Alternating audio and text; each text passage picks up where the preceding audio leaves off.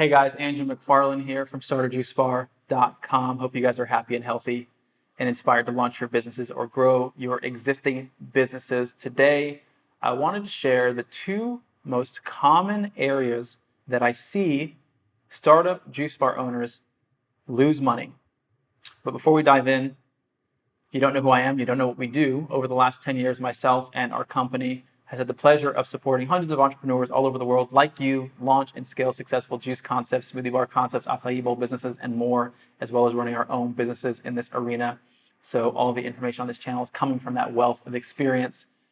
If you haven't pressed the like button, now is also an early invitation to do that. I appreciate it. It supports the channel. It obviously helps us keep making videos like this and also supports the world in getting more empowered so that we can have more healthy food service businesses. Now, diving in, as I'm sure you know, as you're starting a juice bar is going to require that you invest either a lot of your own money or banks or investor money, and it's important that you are intelligent in the areas that you save money in your budget. Now, it's really interesting because I've seen a lot of people and juice bar owners be very, very meticulous when it comes to spending in certain areas. And then when it comes to these other two areas I'm going to mention right now, they're a little bit more relaxed and they don't think about how important it is to save money and to negotiate. So number one, your build out costs. As I'm sure you guys know, this is really one of the major line items. And a lot of people will spend so much time and so much energy trying to save money on their website design or, their menu development or whatever it is. And then when it comes to their construction fees, they just write a check and close their eyes.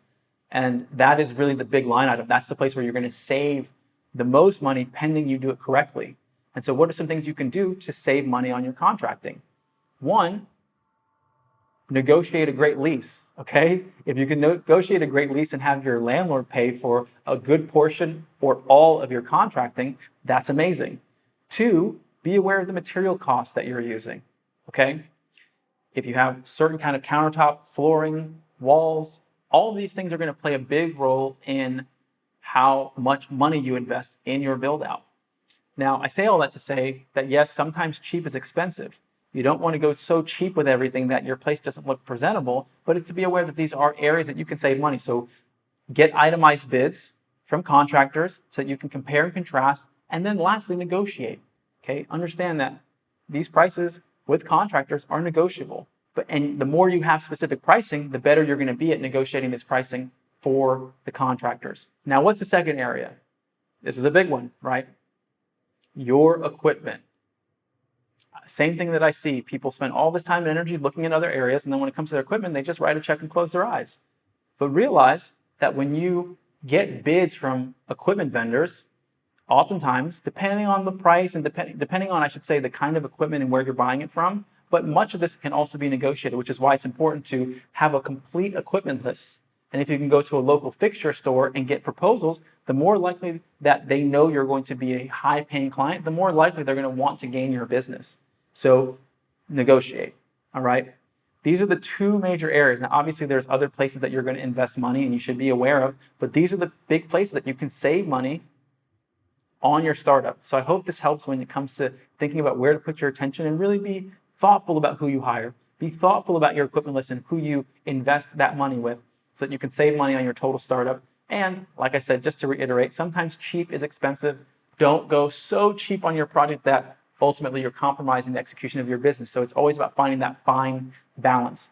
Hope this helps. If you haven't pressed the like button yet, there's a link below, thumbs up, and subscribe to the channel. Hit the notification bell so you get alerted anytime we release new content just like this.